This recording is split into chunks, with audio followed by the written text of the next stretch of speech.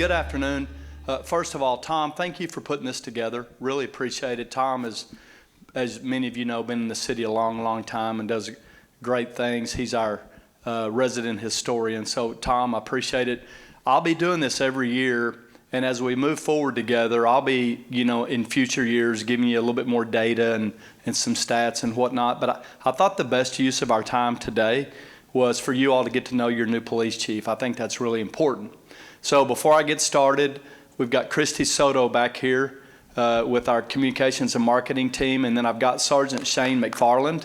Yes, you can clap for Christy. Thank you, Tom. And Sergeant McFarland, if you have a specific question or need or anything that we can do to help you all, once we speak, then Sergeant McFarland will come by and get your name, phone number. So one of the things that's always important to me when I talk to community is we follow up. If you all have a need, we need to try to help you. So I think the first thing is to get to know a little bit about who your new chief is. Was anybody by chance at my swearing in? Okay, good, because it would have been a little bit repetitive, but I want to just kind of go in a little bit about my history and then kind of switch gears and talk to you a little bit about what I hope to achieve as your chief. First and foremost, thanks to Chief Harvey for 12 years of service as chief. I've known Brian for over 20 years. Interesting story, and this is how I'll start. We used to live in Allen. My family and I lived in Allen, and when we lived in Allen from 2006 to 2012, I was an assistant chief for the Garland Police Department. I was always on Bill Rushing. When are you going to retire, Bill? When are you going to retire? Because Bill and I were friends, and I really wanted to be the chief of police in Allen. Well, I had been the chief in Grand Prairie for only 3 months. My phone rings. Chief Dye, you don't know me, but my name is Peter Vargas. I'm the city manager in Allen. I've heard all about you. I know you live here. I wanted to let you know that Chief Rushing is retiring. Would you be interested in being our police chief? I said, well, sir, first and foremost, thank you. I'm honored that you would call me and have this discussion. Secondly, please tell Chief Rushing his timing could not be worse. I've just gotten here to Grand Prairie. I can't leave them after 3 months. And he asked me, he said, well, will you help us choose our next police chief? I said, absolutely. So in late 2011, I actually came over here, helped him interview the finalists, and at the end of the day, he asked me who I would recommend, and I recommended Chief Harvey. So, it's to come full circle, I was chief in Grand Prairie about 9 years. They asked me to be city manager. I went over to City Hall and did that. I was either a deputy city manager or city manager for about 5 years. The first 2 years, I was actually the chief of police in Grand Prairie and a deputy city manager. I was city manager for about 3 years. We accomplished a lot of great things. Grand Prairie is a growing city. We were able to lower crime in Grand Prairie 55%, and that was really important. And I'll tell you a little bit more about my philosophy. It's a lot more than just crime, but Grand Prairie now has about the same crime rate as Plano, Texas. And I'm very proud of that because the team, we worked really hard to get that done, but that's exactly how we got it done. It was a team effort. So last fall, I decided to retire as city manager because I wanted to return to policing. I've been a police officer or a public servant. It'll be 40 years in May. And ma'am, I know what you're thinking. I don't look that old. I appreciate it. But it's 40 years. And, I think it even surprises me because I think when you love what you do, it goes by quickly. So I'll have 40 years in public service in May, but I really wanted to go back to policing. I retired last fall to do just that. I knew wherever we went, we were going to have to move. Had some really good offers, and one of those offers was the Allen Police Department. The city manager and I, Eric Ellwanger, we had worked previously together in another city. And interesting, we were over here visiting Allen. We moved to Grand Prairie in 2012, and when I had a conversation with Mr. Ellwanger about the chief's job here, my wife had actually been at St. Jude that day. She had lunch with a friend. She went to St. Jude where we used to worship. And part of her prayer that day was, God, I know we'll never live in Allen again, but it'll always be my home. We graduated 2 girls from high school here. We love the community. So, I'm a man of faith, and to be able to come full circle and for us to come back to Allen really is a blessing. We did move back to the city. We're back here in town. I plan to finish my career here, hopefully many more years. But we love the city, love the community, so glad to be back. So I started my career as a police officer in 1984 at the Houston Police Department. I grew up in the Panhandle. I grew up right on the Paladro Canyon. Does anybody, I'm sure a lot of you all know where the Paladro Canyon is, beautiful place. I grew up on a farm and a ranch. And that's always my second love, but for whatever reason, I always wanted to be a police officer. I can't explain it to you. Nobody in my family was in law enforcement, but I always wanted to be a police officer. So I drove 8 hours from home to be the first kid in my family to go to college. I went to Sam Houston State University in Huntsville. Didn't even know where Huntsville was back in high school. Small country school, no computers, no knowledge of where Huntsville was, but I told my buddies if it's in Texas, then that means I can drive there. And I did. I drove 8 hours. I had to have a job. Got to town. Didn't see a lot of farming and ranching that I was familiar with, and the only other thing I knew how to do was play sports. So I was very blessed to get a job at the only sporting goods store in town. Worked there for 4 years during college. Every Christmas and summer I would go back to Claude and farm and ranch. Graduated in 4 years, and a lot of my fraternity brothers had gone to Houston PD, so I followed them. Anybody from Houston? Good. Loved working in Houston. Did not care to live in Houston. A lot of humidity, a lot different than Claude, Texas, that's for sure. So I eventually came back up to North Texas over time. Spent quite a few years at the Garland Police Department, about 14 years at Garland PD. I've been married for 34 years this June. We have 2 adult daughters that are both public servants and doing really well in public service, and we have a 2-year-old granddaughter. So we have a great family. One daughter and her husband and our granddaughter are here locally, and our other daughter is out of state. She's in law enforcement. Our other one is in a city government. She's an HR director. So really proud of the girls for their public service. So a little bit about, what I hope to achieve. So again, thanks to Chief Harvey, left the department in really good shape. But I always believe, I've always believed this, I've talked about this, I've taught classes on it. Organizations are really never moving laterally. Whatever organization you are in or you served in, you're never moving this way. You're either on the decline or you're on the incline. So my job is not to come in here and just enjoy what's happened. My job, first and foremost, is to come in, get to know the team members of my department, and then get to know the community. And that's why this is such a great opportunity for me here today. And then once I get my bearings, how do we acknowledge the good things that we're doing? How do we respect the good traditions that we have? And then how do we work to improve our level of service? And that's really my goal. That's what we did in Grand Prairie and had remarkable results because we were all pulling in the same direction towards a greater good. You're going to hear a lot of talk about crime and crime stats, and that's important. We're always focusing on the data. We're implementing a CompStat program in our department, and what that means is we're going to pay more attention to the data. The traffic crashes, the driving behavior, the crime, the property crime, the violent crime, when and where is that occurring? And then we'll use a system called evidence-based policing to attack any crime hotspots that we have and really work on how do we lower crime even further. We are a very safe community, but as you all know, we're 111,000 people now, and we used to be a third-ring suburb. Well, now we're getting more and more of the middle. I noticed when we first moved up here, I was going over to 75. It was about 6 o'clock in the evening, and I was going to go southbound. And I noticed the southbound traffic was just as heavy as the northbound traffic. And then I noticed about every 4th or 5th vehicle was a white van or a pickup truck. And then I realized there's so much growth to our north, all those contractors were coming back home. So we are moving more and more in the middle of this 8 million people that we call the Metroplex and growing.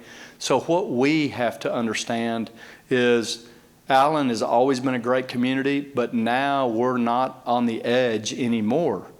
It's still going to be a great community. You know, one of the things we love about Allen, we've got one high school. Why do I love that? Because it helps unify the community. It just, everybody's together. It's a very close, big city. We knew that. We felt that when we lived here before. So we can retain that quality of life, but we're going to have to work really hard to do that. And we can't do it ourselves. It's always going to take a partnership with you all. So my job is to make sure we stay safe, maintain that friendly hometown demeanor and feel, and not have too much impact from what I call big city problems, right? Homelessness, crime, mental health issues are becoming more prevalent, that more and more we're having to deal with those.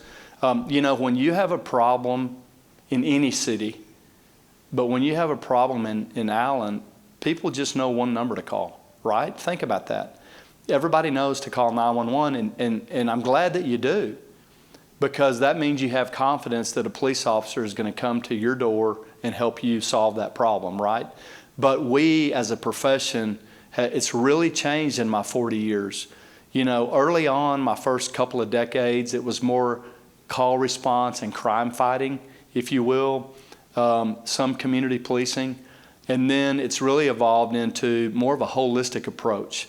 So one of the things I talked to the department about is, let's not see ourselves as just call responders and enforcers. Yes, we need to be good at those things. We need to have very low response times, be very good at deterring crime and apprehending criminals.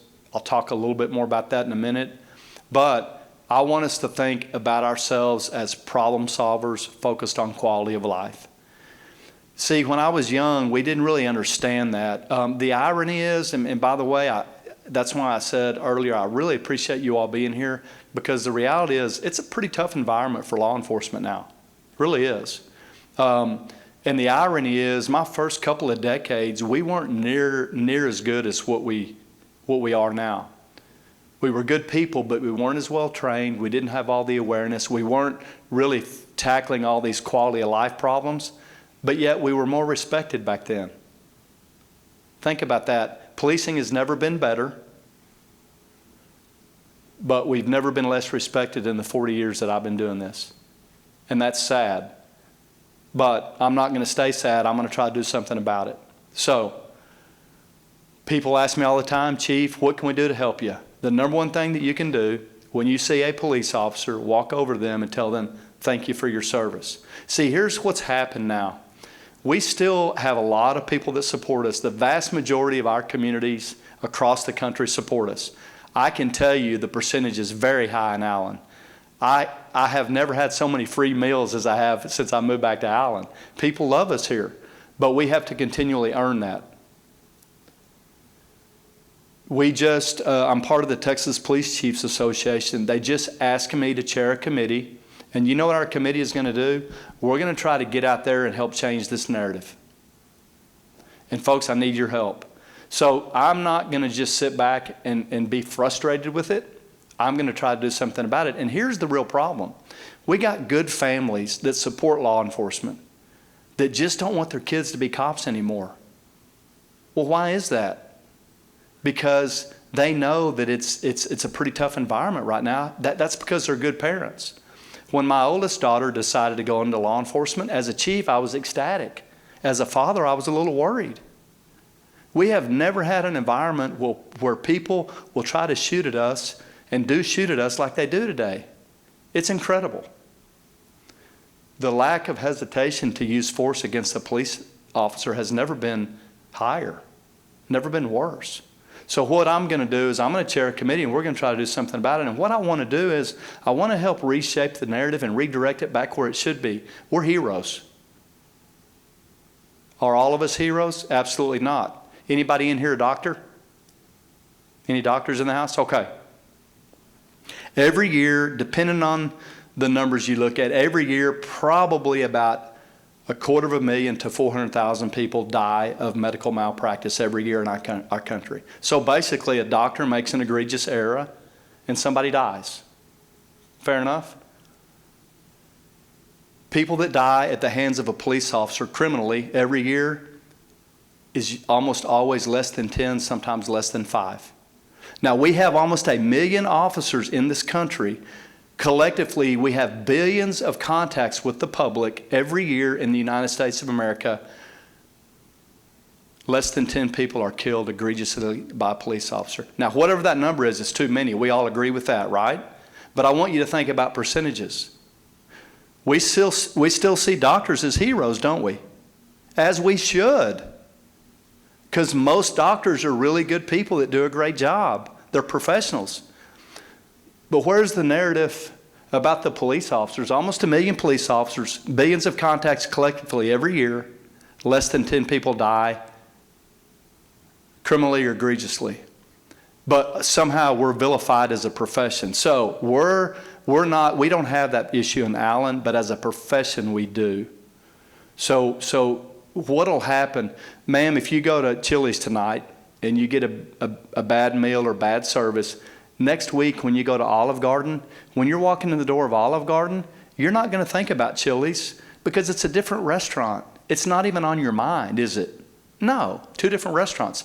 We don't have that luxury because we all dress relatively the same. People assume same hiring standards, same training, same level of accountability.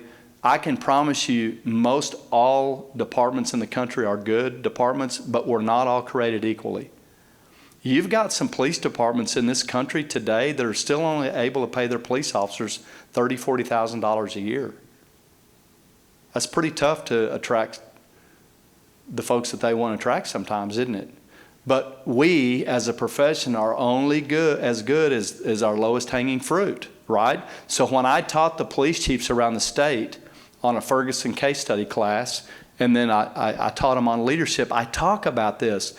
If you're a 10-person department, by the way, the majority of police departments in Texas are less than 20 officers. If you don't do what you need to be doing in adherence to best practices, we're only as good as our lowest hanging fruit, so everybody has to be good. But it's going to be impossible for us not to make mistakes as a profession. It's going to be impossible. There's too many variables. Some of these cities are not able to hire the most qualified people. It's tough.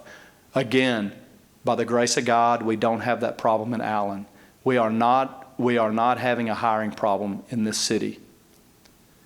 And I attribute that to 2 things. I think we've got a very healthy, highly sought after culture. We're paid well. Pay is always number 2. Cops come here because of the culture.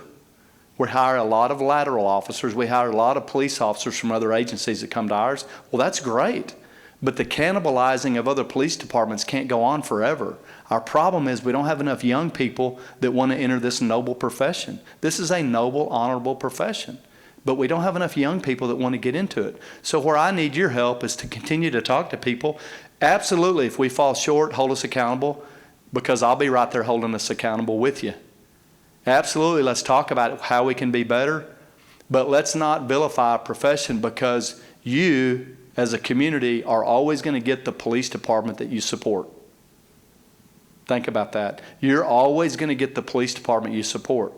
Now, in Allen, we've got the support. That's why you've got a great police department.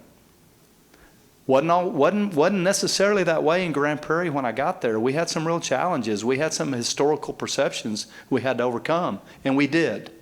And once we got better and the community got a higher level of support, guess what happened? We hired the best and brightest and crime went down. Isn't that amazing how that works? It was by no accident. So we have to continue to do that here. You have to continue to do what you've been doing. But let me tell you, if you're here today, chances are you really love us or you may have a really big problem with us. Let's be honest. But you're my informal leaders. Sir, you've got an NYPD hat on. Did you work at NYPD? I've got 3 that came from NYPD. The Northeast, the West, they're fleeing those cities because they don't feel that they're supported and appreciated. And it's always bittersweet when I hire those officers. Like, I'm so happy that I hired them, but I'm sad for the communities that they came from. But I always say, if those communities want to keep their police officers, they need to elect the right people to support them. By the way, you got a great mayor and city council.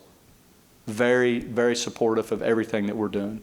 So, from a high-level professional standpoint, I think it's important that we talk about this and that you all go out in the community and you talk about what I'm talking about, because we are seeing a real sense of urgency and desperation in young people wanting to become police officers.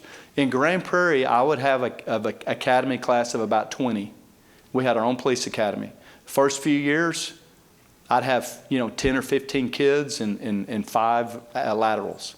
When I left, when I retired, we'd have 16 or 17 laterals and like 3 young people.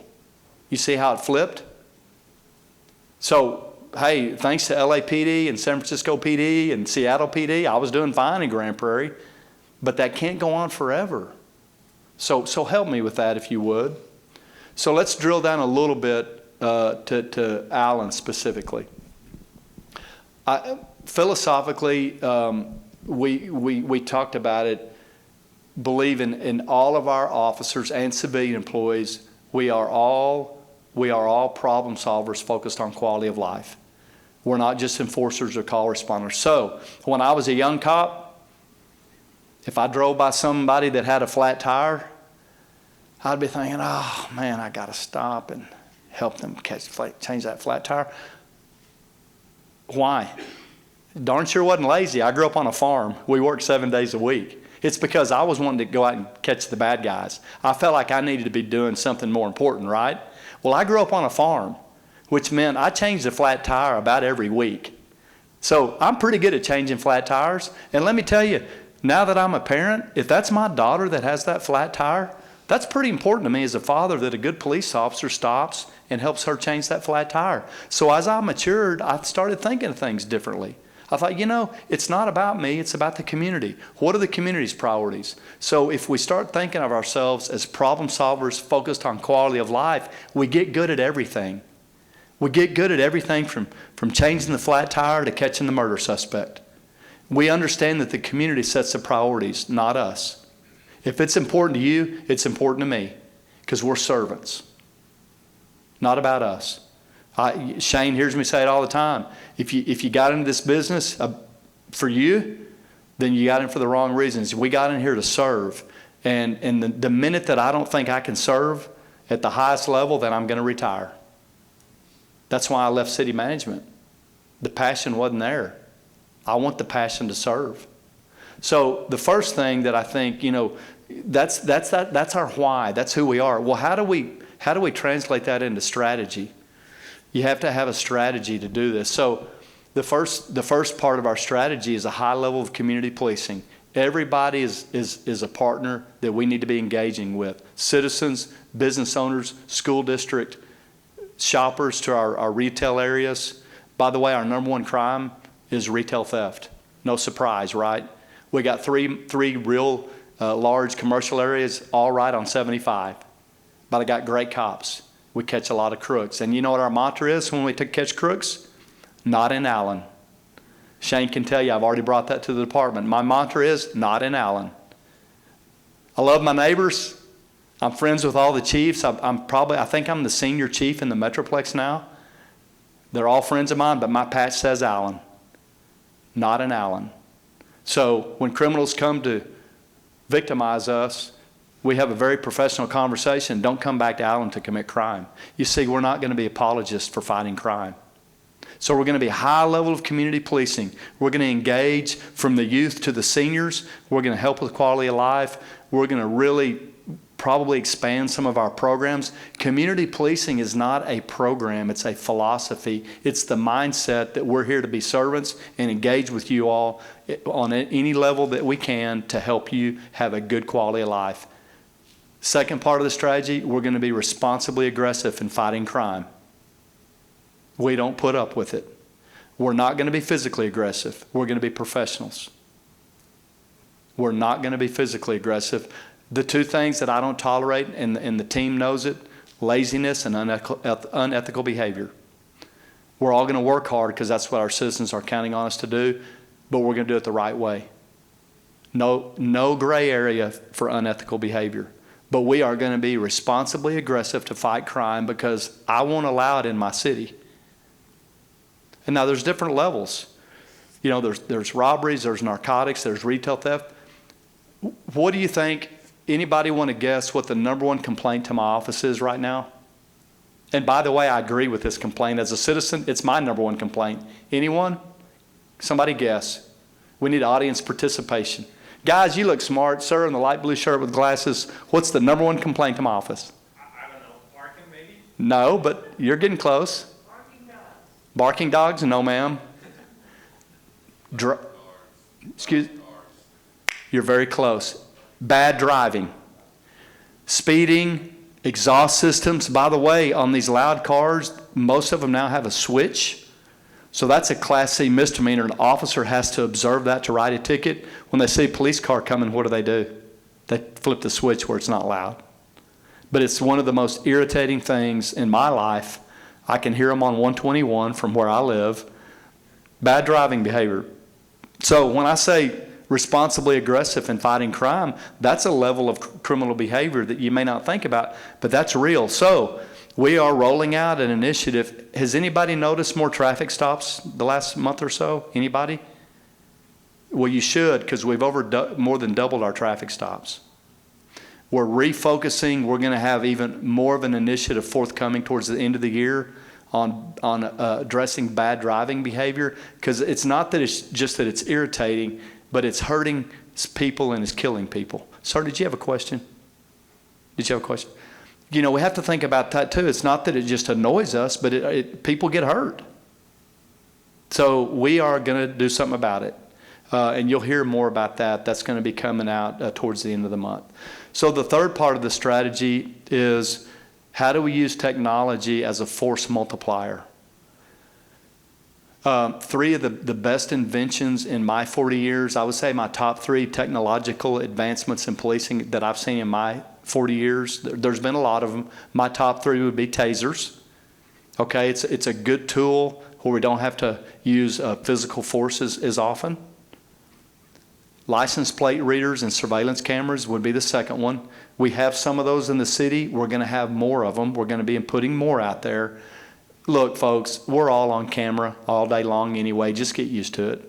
If you're not in your house, somebody's recording you. And by the way, my police officers have body-worn cameras, and we're always recording ourselves. The license plate readers have a fantastic capability to compile every license plate that comes through our city. So when we are looking for someone that did commit a crime, that is a very valuable database. It doesn't show faces. It just shows license plates, okay? It doesn't go into your car and see that you're eating, McDonald's or Chick-fil-A. It's only in the public space with public information. So a license plate is public information. So the license plate reader surveillance cameras, which we are going to be putting more of those out on the streets to help you all and help us. About a year and a half ago, we had a pursuit in Grand Prairie. One of the officers in the pursuit died. He had a wreck and died, and we lost him. And the only way we solved that case and found the suspect was through a license plate reader surveillance camera. That's the only way we found that suspect. And then we also took his death, instead of just honoring the family and the department, we used that last legislative session, we used Brandon Tsai's death to eliminate paper tags. Starting in 2025, you will no longer see paper tags. And if an officer sees one, they'll know automatically that's a probable cause because they're going to be illegal. That was from the city of Grand Prairie and the Grand Prairie Police Department. We decided to do something about that death, and we got it done. When I was a young cop, we didn't have paper plates. But when those were implemented, the problems became worse. Almost every serious crime that's committed now in the Metroplex or probably across the country, the suspects have paper plates on their car. We can't trace them. They can print them on the internet. It's terrible. So at least now it's harder for them to get a fake metal tag, right? And if they did steal a metal tag, then maybe there's video of it instead of just going to a computer and being able to reproduce a tag. So that's going to be a great advancement that's going to help us. And then the third technological advancement that I think is the best in my 40 years are drones. We're using drones here at Allen PD. We've got a very robust drone program. I think Grand Prairie and Allen probably have the two most advanced drone programs. Richardson's is pretty good. We use drones a lot. So if we do get into pursuit, we don't have to push it quite as aggressively. We can keep our officers safer. We've got the DPS helicopter just at the McKinney Airport. We use them a lot. We can set up a perimeter. We can deploy drones. It's just really made our jobs a lot safer. When we have a SWAT call, we can put the drones in there and we can see what's going on before we have to make entry. And speaking of SWAT, my career path is a little bit different than most chiefs. I never aspired to be a chief, believe it or not. Matter of fact, I never even aspired to be a sergeant. My first 20 years in policing, I spent at the line level. I was a patrol officer. I worked in narcotics. I was a SWAT officer, including a full-time SWAT officer, and I was a motorcycle officer. I did a lot of cool jobs, and I didn't really ever want to promote, but at the urging of my wife, I did, and here I am, because this is where God needed me to serve. Again, it's not about me. But I do actually, I'll always miss being a street cop. I'll always miss being a real cop, but this is my role on the team right now. This is my role on the team. So my first 20 years, and I think that helps me as a chief because when I make decisions, I understand how that decision affects those doing the work. You know, I understand their environment very well. And again, I think that's just helped me personally be a better chief. So that's a little bit about me, and a little bit about my background, and a little bit what I want to accomplish here. I want to continue, even though we have a very safe city, I want to continue to drive the crime down a little bit. I want us to use this technology to focus on reducing the retail thefts. I want to address bad driving behavior. If you haven't noticed, there's a proliferation of vape shops in our city. Anybody noticed? Well, your chief has. And the problem with that is some of those products are harming our young people. So we are planning to do something about that. Again, it's quality of life. We've got, you know, you can vape tobacco, but you can vape this THC product, and sometimes that's not necessarily a good thing for our young people particularly to be doing. So again, that's definitely on our radar. The narcotics issues are very important to me and us, for everybody, but fentanyl is very deadly. You know, if you're ingesting fentanyl, it's very, very easy to overdose. We've had several people that we've saved from Narcan. All of our officers carry Narcan. Ma'am, did you have a question? Hold on, please. Tom's going to bring you a mic, I think, so everybody can hear you. You were talking about being on the SWAT team, and I've read quite a bit of this where these juveniles are creating false swatting calls, which gets the SWAT team out there for no reason. Are you seeing a lot of that in Allen? We you know, not a lot, but we did have one residence, we call that swatting, ma'am, great question. We call that swatting. We did have one residence that was swatted 2 times right before I became chief, but I became aware of it. So it doesn't happen a lot, but it still is happening occasionally. Those are the only 2 that we've had the last few months, but it was at the same house. So after the second time, and we were never able to catch the suspect. It was somebody from out of state. The family didn't really, you know, have anybody that they had a problem with. So a lot of times we can catch them. In this particular case, we didn't. But what we do is we actually went and spoke to that family and said, hey, if we get another call, we're still going to send somebody out here. We're just not going to send the SWAT team. You know, because again, that was impacting their quality of life.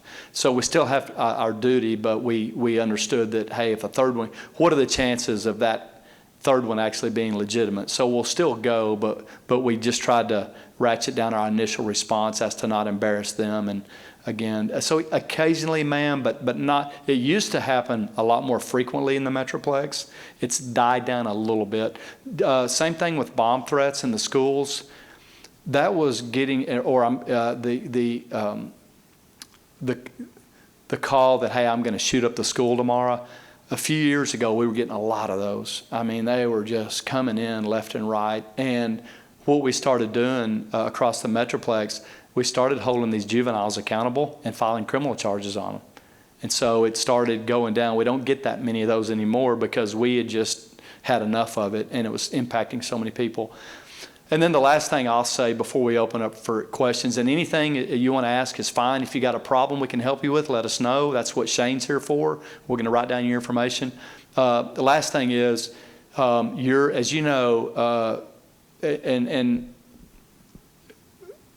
I've talked a lot about this in my career to other chiefs. You never know where tragedy will strike. And if you look at a lot of these mass shooting incidents, they happen in very safe communities and sometimes in a lot smaller communities. You can never predict them. So I think any police professional you would talk to would tell you that there was a huge failure in the police response in Uvalde. We I think all as professionals agree on that. But I think equally you need to understand that the actions that day by the Allen Police Department were heroic, and they honestly, the initial response honestly could, in the midst of a tragedy, I'm very proud of how the team responded, but I'm equally proud that years ago they committed to the training. So we have the sergeant, lieutenant who were there that day. They're doing presentations all over the country and talking to departments about what happened, what we did well, some of our lessons learned, and then really the theme of commit to your training, because you need to train for something that you hope never happens, but when it does happen, you need to be ready. And that wasn't just the police department. That was the training with the fire department. That was the training with those retailers. We had young store managers locking doors and hiding people in the back, exactly how they had been trained to do. We have a lieutenant on the department, Darren Whitman, that brought that training forward a few years ago and pushed forward, and it got done. So you need to be really proud of not just the way that your police department and fire department responded that day, but also how those store tenants, employees responded, and how the officers had the foresight and the administration had the foresight to do that training over the last 5-6 years. So you need to be proud. When we see Uvalde, we need to be proud of the Allens of the world, right? And then our job now is to try to help other departments in any way that we can. And then both sharing what we experienced, but also what we learned. Because certainly when you have a major incident, there's always lessons learned. And then just know the last thing I'll say, I'm very committed to wellness. We have implemented in the last couple of months a Fit Force program. And this is for both police officers and civilian employees. We have four cornerstones of our fitness program: physical, emotional, and then two that you don't hear a lot about, but they're important to me and I think to the department, is spiritual. I want everybody to have a spiritual connection, and that means something that's important to you that doesn't involve work. For me, it's my religion, but it doesn't have to be religion. And then the fourth thing is financial. As a young cop, I worked all the time, 60, 80 hours a week, just to pay my bills. We didn't make as much money back then, but how do we handle our finances with our young people so they're not stressed out about money? So A, we don't get a divorce, and B, we don't have to worry about paying our bills when we're at work. So officer and civilian employee wellness is very important to me. There's a high expectation that my officers are physically fit. Many of them are. Some of them are working to get better. Because I want to give the best level of service to you all that we can, okay? Questions, comments, protest. This is a library. Say what you want. Okay.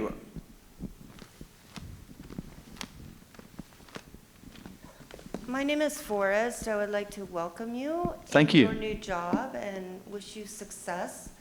As a disabled person, I have had serious problems with the police force in Allen.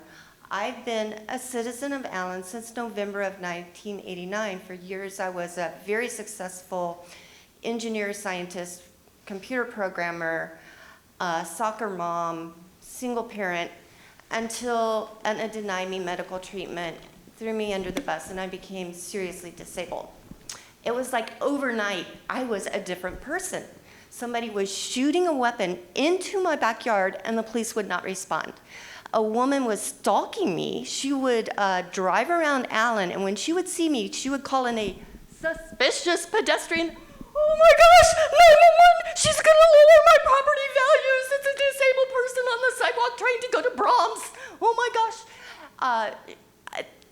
I had the police come out as a suspicious pedestrian walking down the street, or they would just see me and stop me about 30 times. The first couple of times I was like, oh good, they're observant, you know?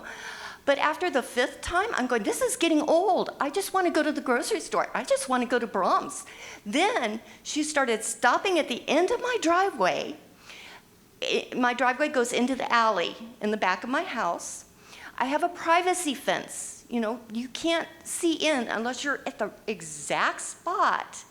You know, little 6-foot wide space at the end of my driveway. She would stop there, look into my backyard and see, oh, I've got a pair of jeans hanging up to dry, and report a code violation.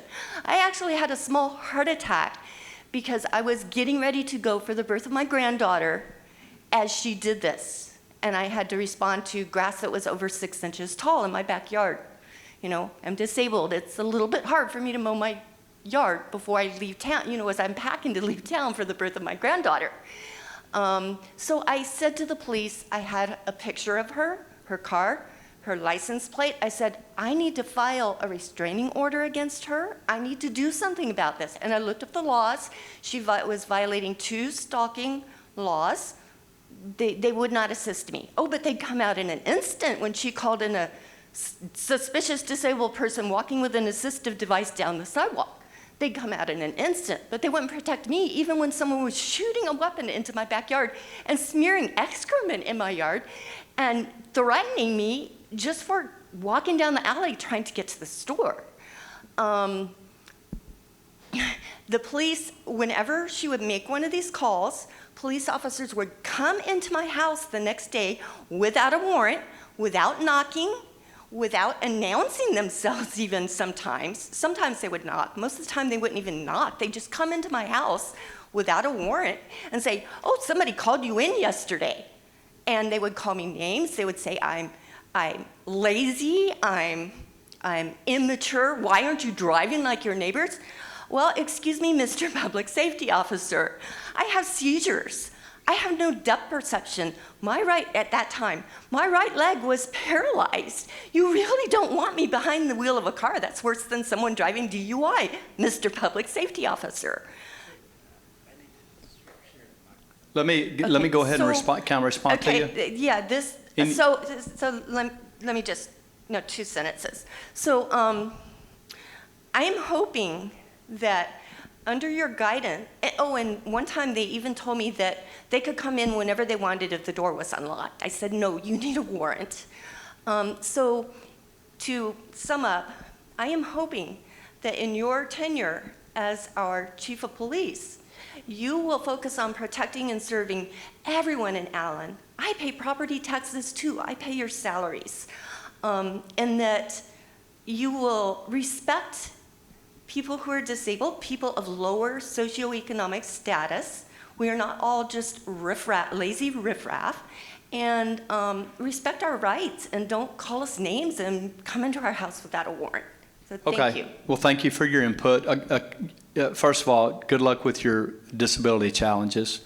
It reminds the rest of us how fortunate we are. So good luck with that.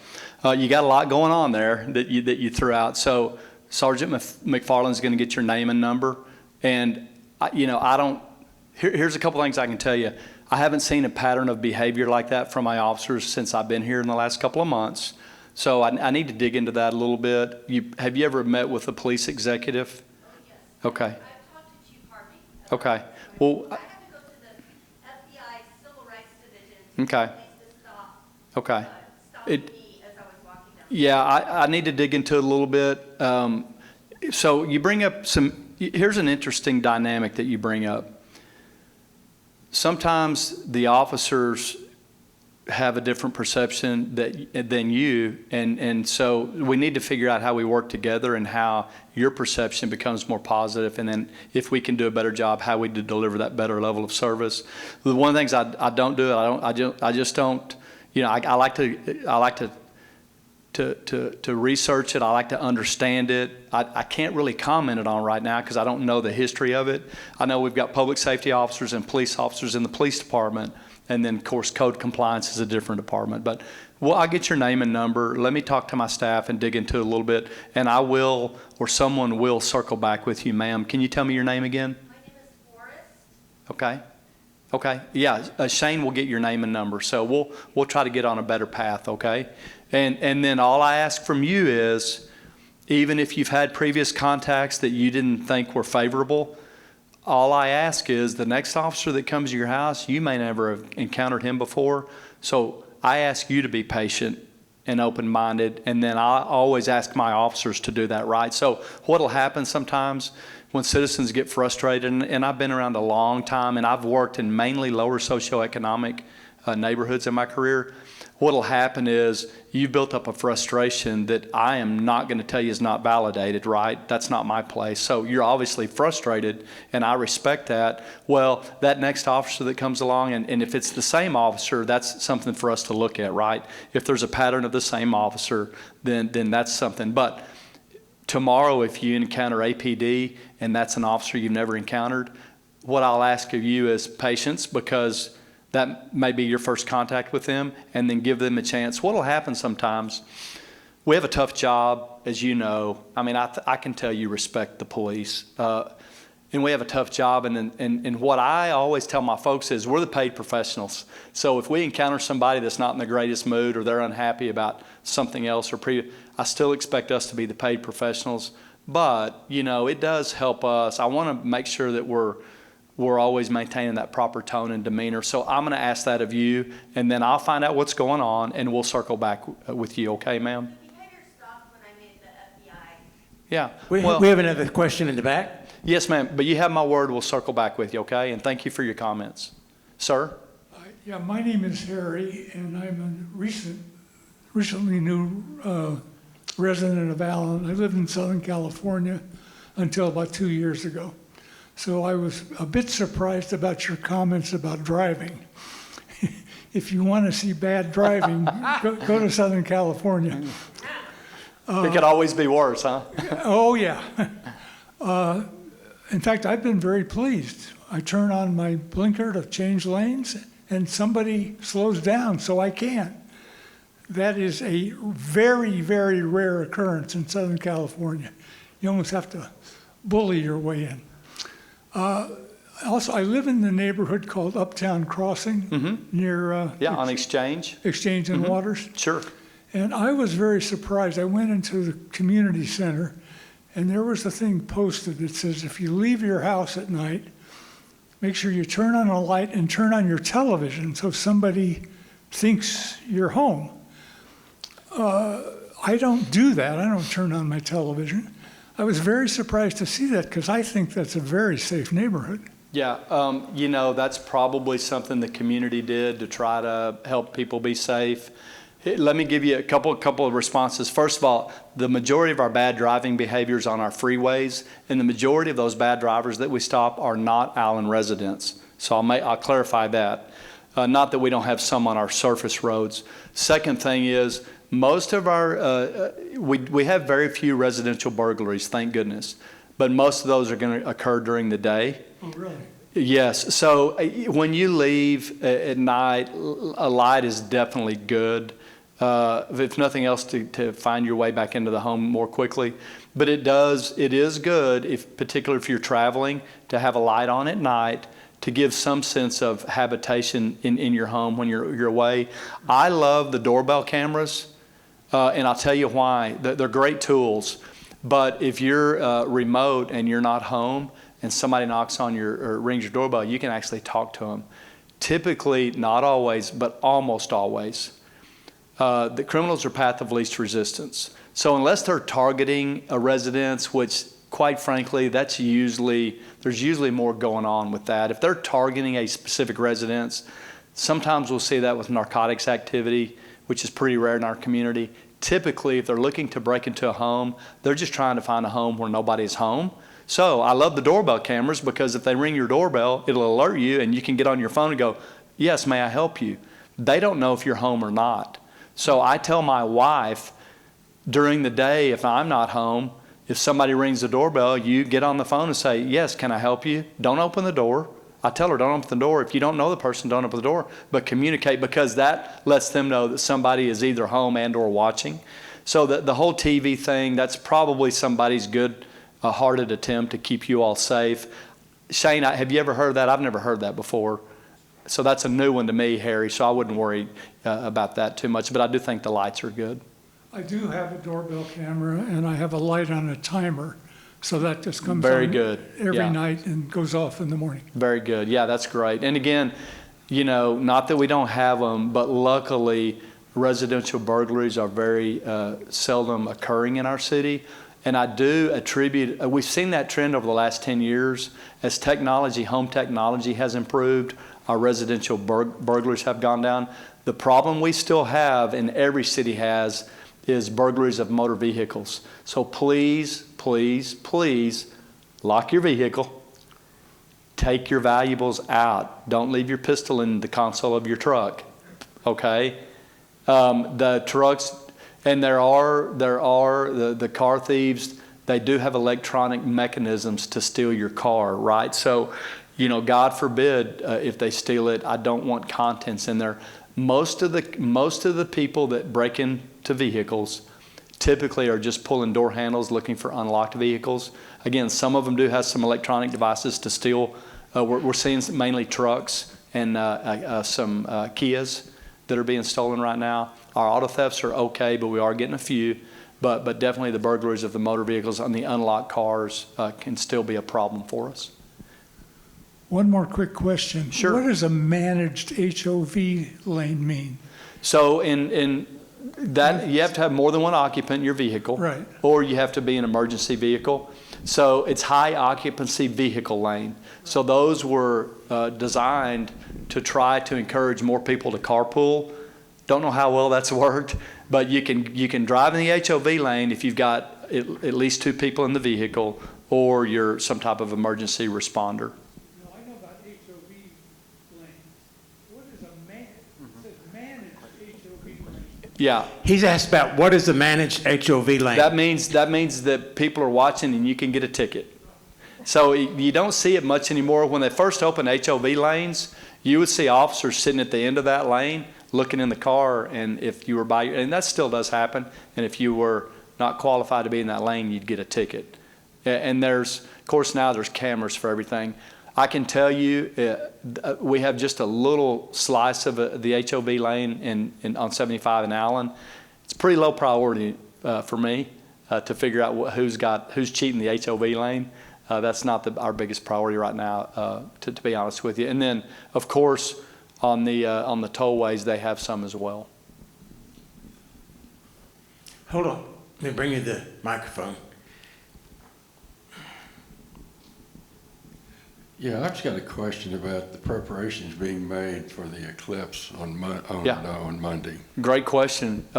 So now they're saying the weather could be a little cloudy, but because we have quite a few hotels and we are in the zone, we're going to have extra officers on duty. There's a few watch parties. We've coordinated with the watch parties. We know where they're going to take place. For example, one's at a park where parking could overflow onto the street, so we're going to be managing that.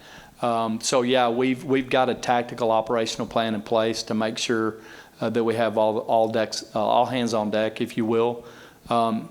It's not the actual 3 or 4 minutes. It's just the influx of people that are going to be in that day. So there could be some traffic management issues. So I've staffed up a lot of overtime for that. Yep. We're keeping our fingers crossed, but we're prepared. Thank you. Appreciate your time too. Thank you, sir. So I have a startup company. We do technology for, we're really trying to prevent human trafficking when it occurs in hotels. Okay, thank you. Along with that same line, I'm curious, how is the impact of the illegal immigration affecting Allen? I know in some parts of Texas it's worse than others, and then there's the media that tries to sell and overhype the situation. Yeah, well, what's the situation Yeah, here? so thank you for what you're doing, first of all. It's not a significant impact in Allen. In 2000, I founded the Unidos program when I was a Garland police officer. It is a program that offers information to our Hispanic community in Spanish. I'm fluent in Spanish. Our Hispanic population is much smaller here than Garland and Grand Prairie. Garland and Grand Prairie, it's about half the city. Here it's about 12%. We don't have an Unidos program right now. So, but we may form one. I like to reach people in whatever native language they have if they're not proficient in English. And part of that program, by the way, is to encourage people to learn English, to communicate with their kids' educators, to get a better job. It's not an immigration program, it's an assimilation program. Again, we don't have that here, but I do have a lot of history with the immigration issues. Senate Bill 4 is a big one right now, if you've heard that on the news. So if you don't know what Senate Bill 4 is, basically it's going to allow officers to arrest people that they see coming across illegally. There's some other parts of that legislation that is not really going to affect us up here in North Texas. We're very rarely, if ever, going to have the probable cause to make an arrest because we can't verify, we didn't see them cross illegally, and I don't want that to turn into a profiling. Okay, we don't racially profile. Well, if I think, well, you're Hispanic, and I think you may not be here legally, well, I've just profiled you if I stop you. We're not going to do that. We're not going to do it. Now, what we are going to do, if we arrest someone for another offense, we now do have an obligation to see if they were previously deported. We've always kind of done that and put it in the report. But now if there's a previous deportation, there's a higher level of reporting required. And we are going to be doing that. We'll be working with Sheriff Skinner and the Collin County group. Luckily, I've known Sheriff Skinner and Greg Willis, our DA, for years. I've got a long-standing relationship. I've never policed in Collin County. I'm very happy to be in Collin County. Collin County is still very pro-law enforcement, very much rule of law while being compassionate. So I'm really happy to be in this county as a police officer. So yeah, we are not going to enforce Senate Bill 4 in terms of arrest because we as officers could not see that illegal crossing. Now, we tend to think illegal crossing in Hispanics. That is the majority, but folks, there's a lot of other nations going into Mexico to cross illegally. This is very much a concern. That should be your concern about illegal immigration more as the higher priority, right? Because some people that may want to do our country harm are using the Mexican border. So what we do, we stay out of the politics. We're apolitical. We treat everybody with dignity and respect. And when we arrest someone for something else, we will do that research to see if there's a previous deportation. But I'm not going to ask my officers to enforce that because, again, how do they know? How could they know? Unless somebody shows us a video of them crossing illegally, which is not going to happen. You know, we have to establish probable cause. So it's a difficult piece of legislation for police officers. Now, when you talk to the chiefs on the border, they like the legislation because for them it's another tool.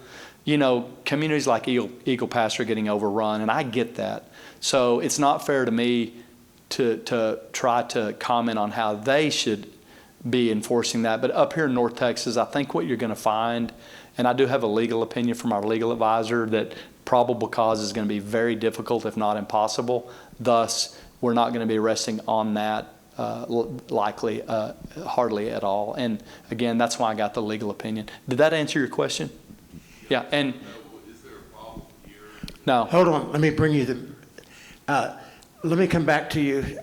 Well, Tom, I think I can get it real quick. Is there a problem here? No. No, we're not having a problem here in Allen. Thank you. We have a question in the back.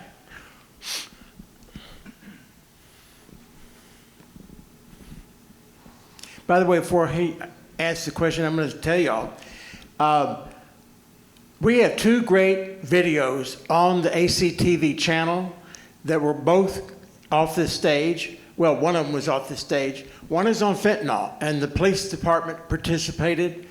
And everybody should watch that video. If you have kids, grandkids, nieces, nephews, you need to watch that video. It's called Fentanyl, and put HCTV on YouTube, and it'll come up. The second one is Inside the Mind of a Thief. Our channel, Mark Hoffman, our station manager for HCTV, he went and interviewed at a prison a thief, and he told everybody what not to do and what to do. Yeah, great information. Yeah, fentanyl, sorry, before I get your question, the reason fentanyl is different, it's much more, all illegal drugs are bad for you. I think we agree with that, but fentanyl is much more deadly with a much smaller amount. We as officers have to be very careful how we handle it because just upon touch and absorption could create some serious problems if it's pure fentanyl. Sir, your question? I got two. First of all, the bond election for the new police headquarters. I couldn't find any real details on that. Are they keeping the current one and building a new facility? Yeah, let me take that one first. Great question. So the voters, the citizens approved us to build a new police station. They approved $83 million. We are currently, we're in the design phase. You know where City Hall is, sir? So the new building is going to be right on the south side of City Hall. Our building will be repurposed for other city offices. City Hall has outgrown itself. We have outgrown it ourselves. I'm stacking people on people. So thanks to everyone who voted for that because there is a real urgency and need. And, you know, when the doors are going to be open, I couldn't tell you. I hope in a couple of years, 2.5 years, but we are actively in the design phase. It's probably going to be about 115,000 square feet, which should accommodate us for city build out. So if we top out as a city 135 to 150,000 population, that building will be able to sustain the growth of the city and the growth of the police department commensurately. So yeah, does that answer your question? Yes, it does. I'm glad that they're still going to be in the same area. And so Yeah, forth. yes, sir. The second one, there's probably no short answer to this, but what is the department's approach to help with the homelessness situation? Yeah, well, you're right. That's a complex issue. Look, folks, I will tell you, we don't have a lot of it in Allen. I do not like homeless people on the roadways for a couple of reasons. It's dangerous. It may not look like it's dangerous, but it is. It's not good for anybody. We do have resources. We have a crisis intervention unit. We have police officers that the officers know there are resources. We are glad to help these people get resources. The majority of our homeless, which we don't have a huge problem with it if you look at some of our neighbors. One of the reasons is that we don't have DART in our city, so transportation into Allen is a little bit more difficult. But our homeless population, you really aren't seeing them. Most of them are actually in vehicles and parking lots. So when we just did our homeless count, that's the majority of, they're living in vehicles and parking lots. And so we do contact them. We show a lot of compassion. We try to help them get resources. We've had some success getting them out of their vehicle into housing. Many of them have kids, believe it or not. So that's why you're not going to see it out on the roadways a lot. Again, the roadways is bad for safety, but it's not going to help solve the problem of that person.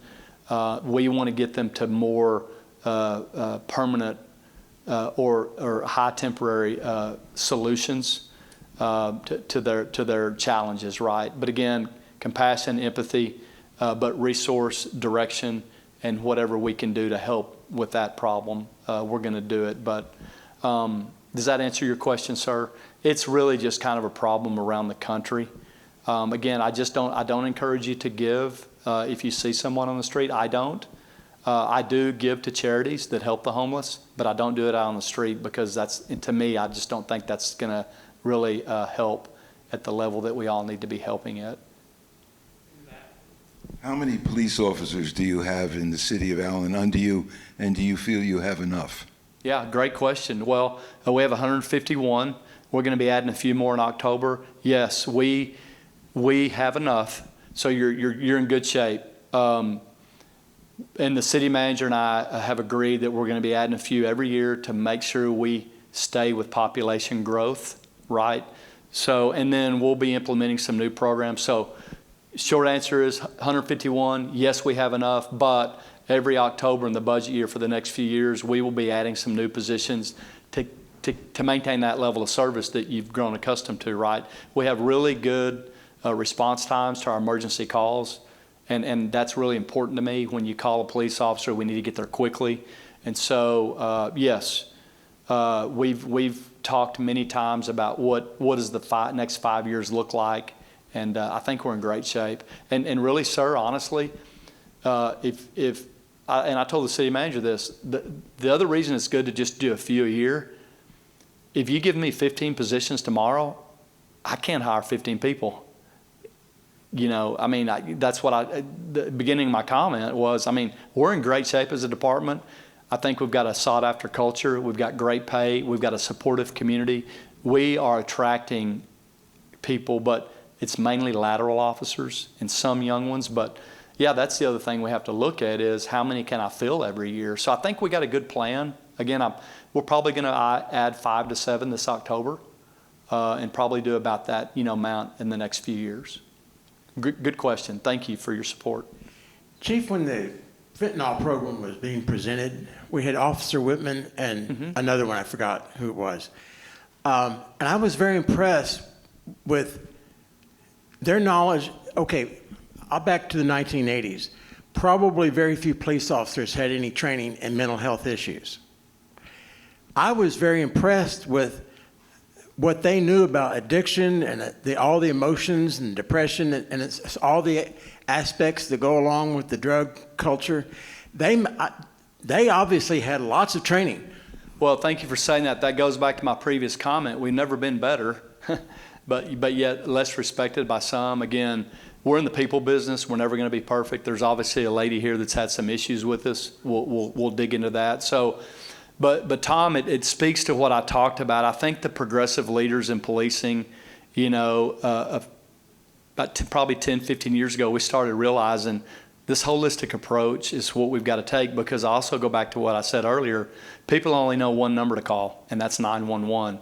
So social issues, homelessness, mental health issues, poverty, unemployment, they're all getting dropped at the doorstep of the police department because there's nobody else to call. So instead of whining, what we did is we just became educated and trained in all of this and really good at it. And I'm really proud of the profession and certainly the Allen Police Department. 20, 25 years ago, we would have just said that's not a police problem. We don't say that anymore. So again, I want everybody to understand how complex this profession has become and what a great job the vast majority of your officers do. So thank you for bringing that up. And sir, you had a question. Hold on, let me bring in the mic.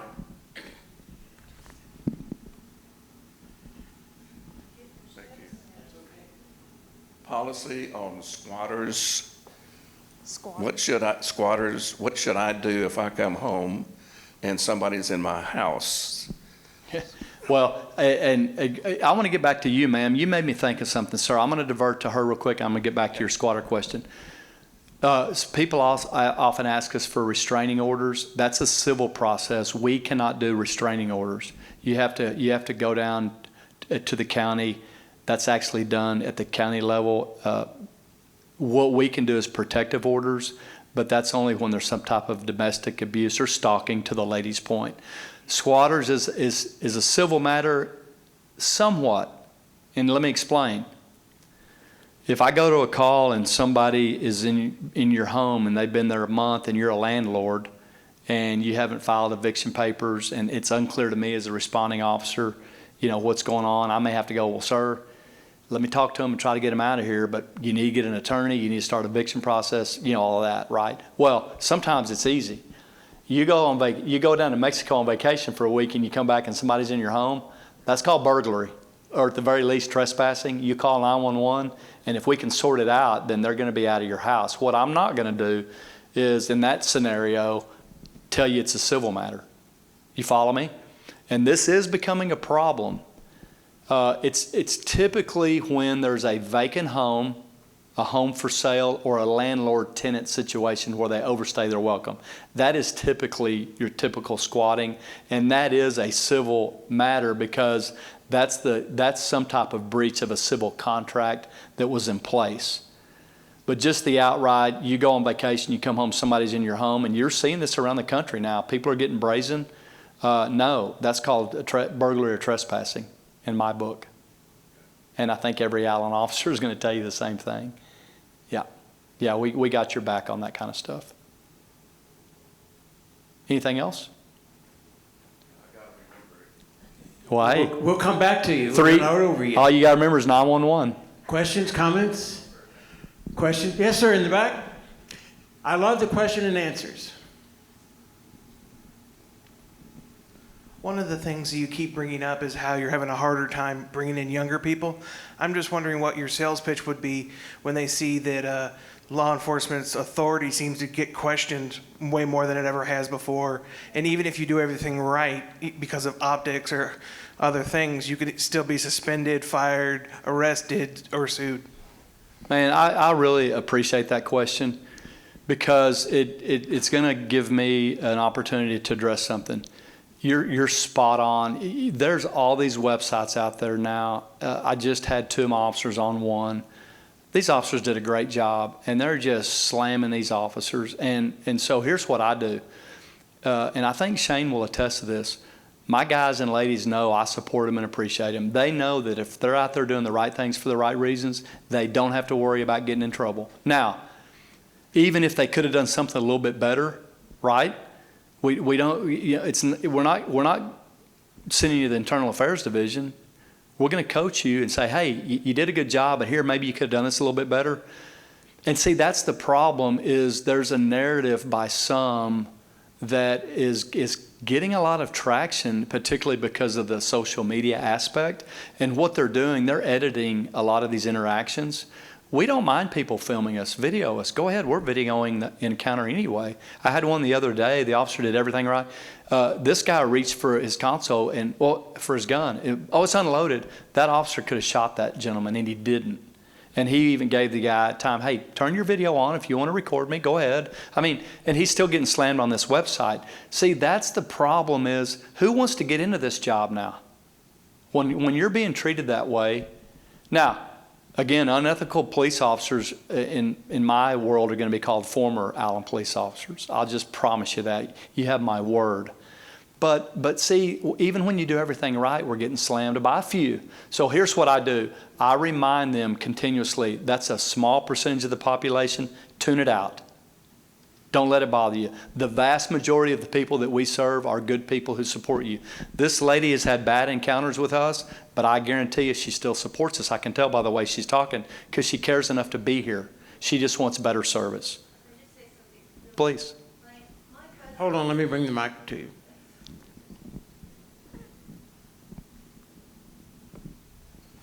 I just like to illustrate my point in being here and bringing these things up. My cousin died in the Oklahoma City bombing and was a DOJ, Department of Justice, high-level detective. I dated a gentleman who was a police officer candidate before I moved here. I don't hate You see, the I was police. right, wasn't I?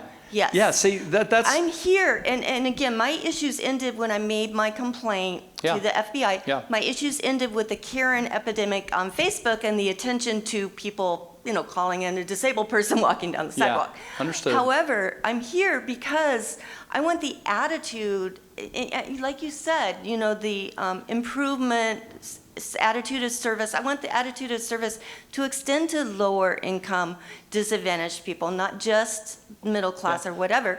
And I want this improvement. I don't want the next person, disabled person, to be treated the way I was. And maybe they don't have a police officer friend in Fort Worth to tell them how to address it. Yeah, well, I would. Thank you for your leadership.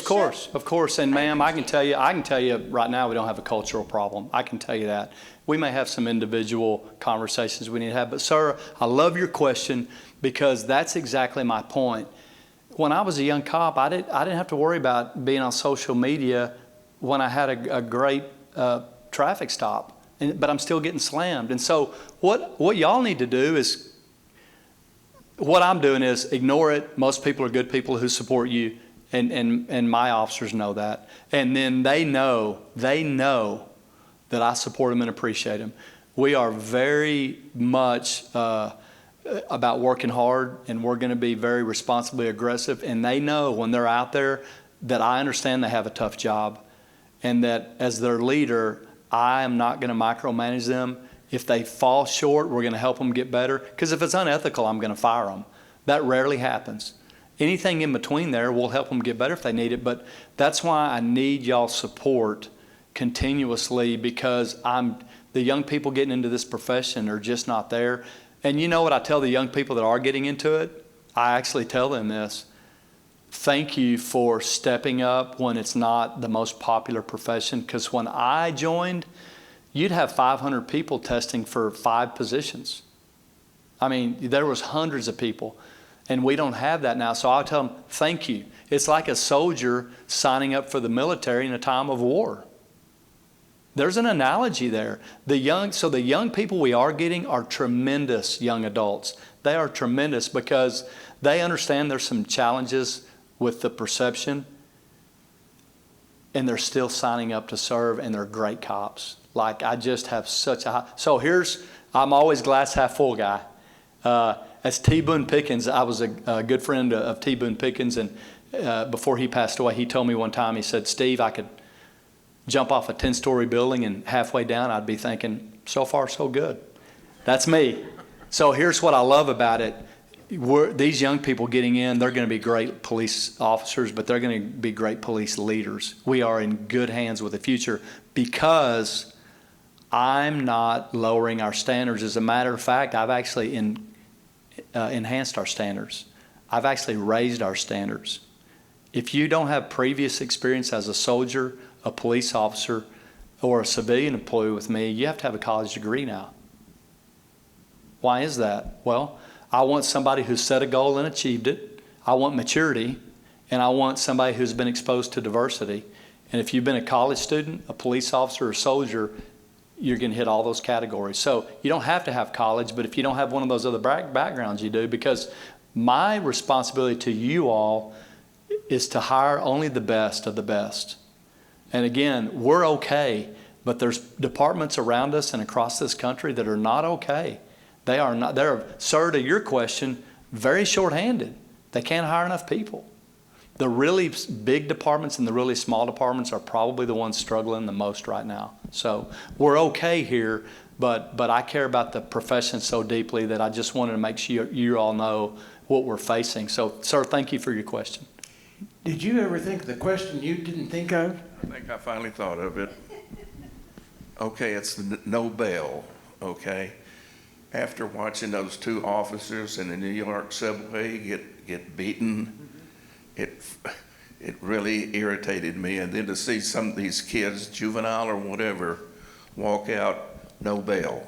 Yeah, it makes me sick. And there's consequences. It's not just the officers, but there's other innocent people that are being victimized because these folks with serious criminal records, felony records, are getting out, awaiting trial, and then they're committing other heinous crimes.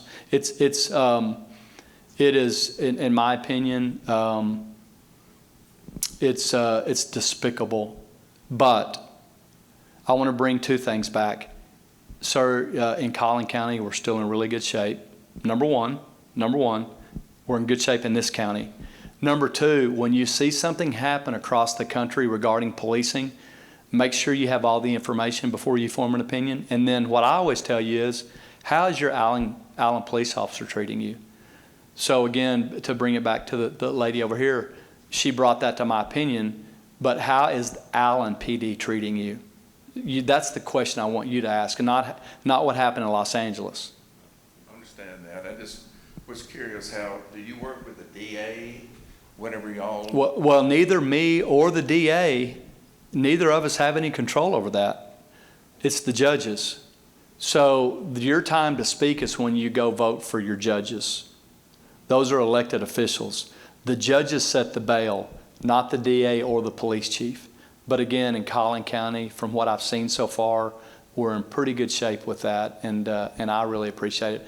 You know, again, D.A. Willis, known him a long time, it does a great job in my opinion. Do you have any input with it? I mean, not input. Do you work at all with the judge on situations like? Yeah, well, what we do as a profession, both at the state level and the national level with the International Association of Chiefs of Police, we definitely have input in trying to hold judges accountable. Because I can promise you, you're going to hold me accountable as chief.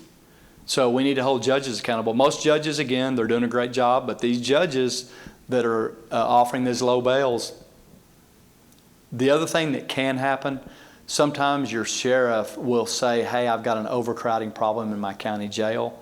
Sheriff Skinner is not saying that. He's never said that. Matter of fact, he's expanding his jail. So again, here we're in great shape. But yes, we collectively as a profession have a very loud voice in bail reform. And I'm not talking about making it easier for you to get back, but it's like a police officer. Let me give you a quick example. It's all about discretion. If we stop a young kid who's 18 and he's got a joint of marijuana and he's never been in trouble and good kid, we're not putting him in jail. That's called proper use of discretion. We may write him a ticket, we may take him home to his parents, you know, but the same thing with the judge, okay? You've got a misdemeanor offense, no criminal history, somebody made a mistake. That's not the person that needs a $10,000 bond, right? Maybe that's a $500 bond, but you've got a person who's got multiple felony convictions of crimes against persons, violent crimes. You got to take that seriously, because I can promise you they may not have shown that they're going to change their behavior. Now, we believe everybody deserves a second chance, because people can and do change. But if you've got that pattern of behavior and you've just been arrested again, you need to at least be where you can't hurt anybody until your trial is adjudicated. Again, innocent before proven guilty, but I think we have a responsibility in that scenario to protect our public and to protect our police officers. You know, I tell you, if they'll kill a cop, they'll kill anybody. One last question. Questions, comments, protests? Okay, good. Now, not the protest part. He was just kidding. This is a library. You can say what you want. Don't count on it. I'm here with my son because I've had a couple of Allen police officers highly compliment you voluntarily. And so I came to see for myself. You pass. Oh, well, that was my, thank you. Ma'am, that was my question, if I pass, so thank you. And thank you for saying that. You know, I'm like anybody else. You know, I work hard, but I love hearing that, because I do love my people. Shane can tell you, I just love my people. And, you know, we're going to hold each other accountable. You know, we're not playing around, but we're going to have fun too. We work hard, but we have fun. So thank you so much, ma'am. And thanks to everyone. Ma'am, we're going to get your name and number, and I promise to follow up. But y'all had a lot of things you could have been doing today, but you chose to be here with me. So God bless you all for being here. And if we can ever help, let me know. Thanks, Tom. Appreciate it. Thank you guys in the back. Appreciate y'all.